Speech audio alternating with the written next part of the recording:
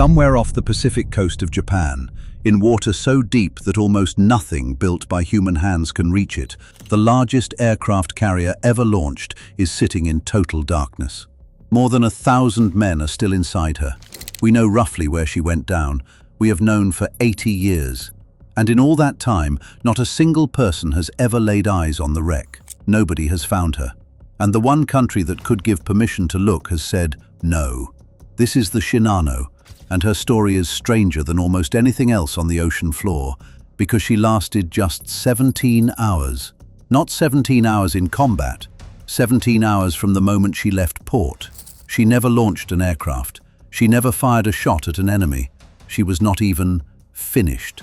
To understand how a ship that enormous could disappear that completely, you have to start with two things that were never supposed to meet.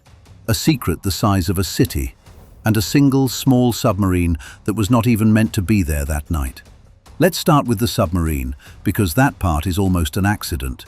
In late November 1944, the USS Archerfish was patrolling off the coast of Japan under a commander named Joseph Enright.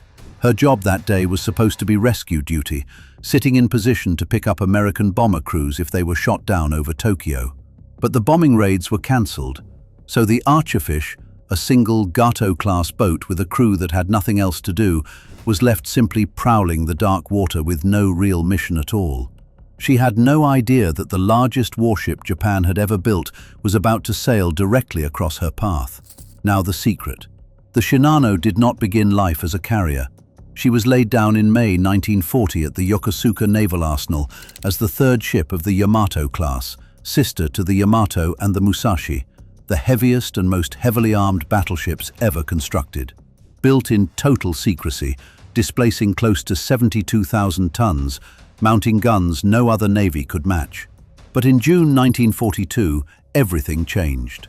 In a single day at the Battle of Midway, Japan lost 4 of her best aircraft carriers, and those losses could not be replaced. The Navy needed flight decks, and the Shinano was the biggest hull they had. So they tore up the plan and converted her, still on the slipway, from a battleship into a carrier. Not an ordinary one either. She was designed as a floating support base, a mothership meant to rearm and refuel other carriers in the middle of a battle. At 72,000 tons, she would be the largest carrier in the world, with an armored flight deck built to shrug off the heaviest bombs the Americans could drop. Her own command called her an unsinkable floating fortress. The secrecy around her was almost unbelievable. The build dragged on for years, and in all that time, not one photograph was taken. The workers signed oaths of silence, and the penalty for talking ran all the way up to execution. To this day, the Shinano is thought to be the only major warship of the entire 20th century never officially photographed during construction. The Americans had no idea she existed. A captured Japanese pilot tried to tell them in 1943 that a third Yamato hull was being turned into a carrier, and American intelligence dismissed it as unreliable. I went back and checked that one, because it is hard to believe. They did not know the biggest carrier ever built was real until the war was already over.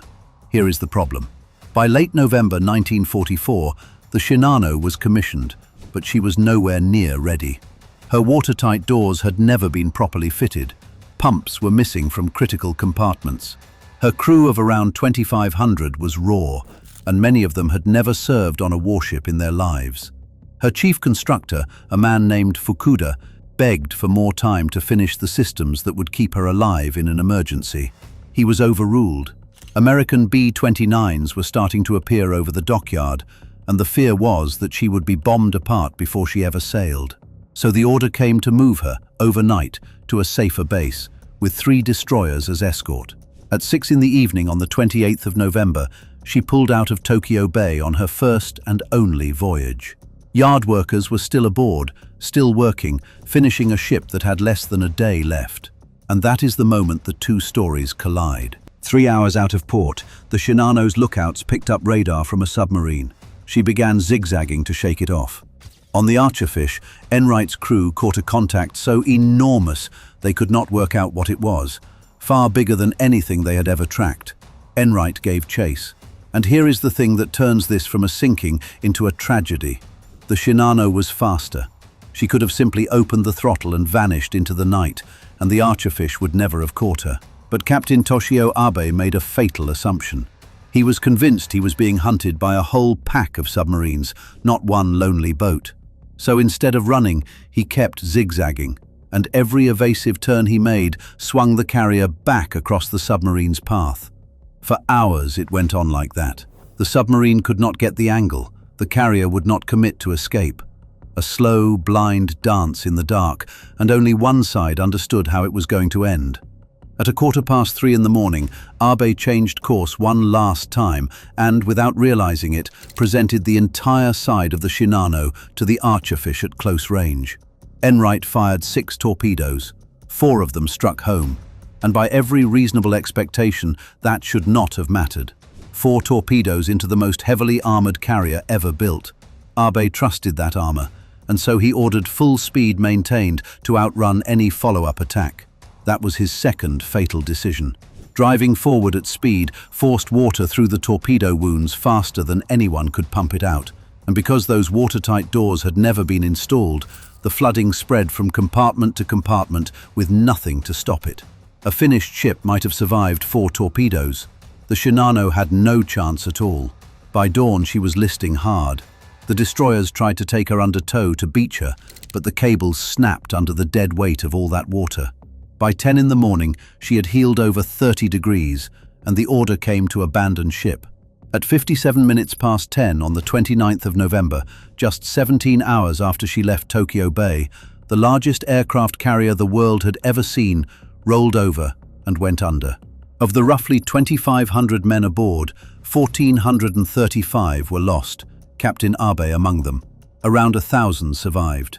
And then comes the part that almost makes it worse. The Archerfish made it back to Guam, and when Enright reported that he had sunk a carrier the size of the one he was describing, the Navy flatly did not believe him.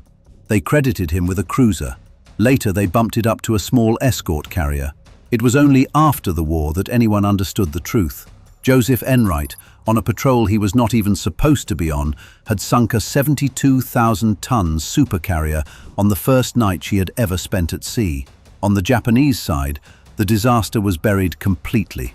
The loss was made a state secret, and the survivors were quarantined for months so the news could not leak. The unsinkable fortress had lasted less than a single day, which brings us all the way back to where we started, and to the question nobody has ever been able to answer.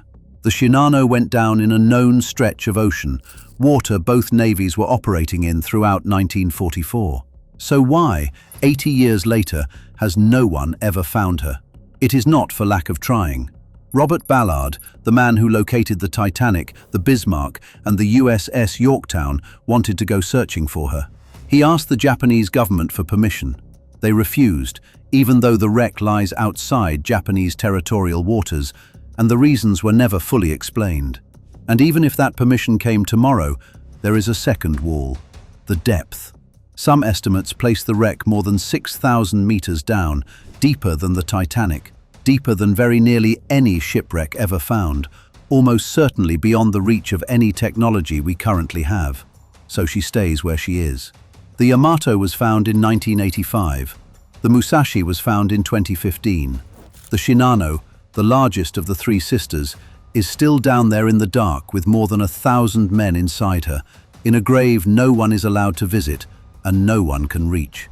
3 ships, 3 fates, 2 of them found, 1 of them still missing.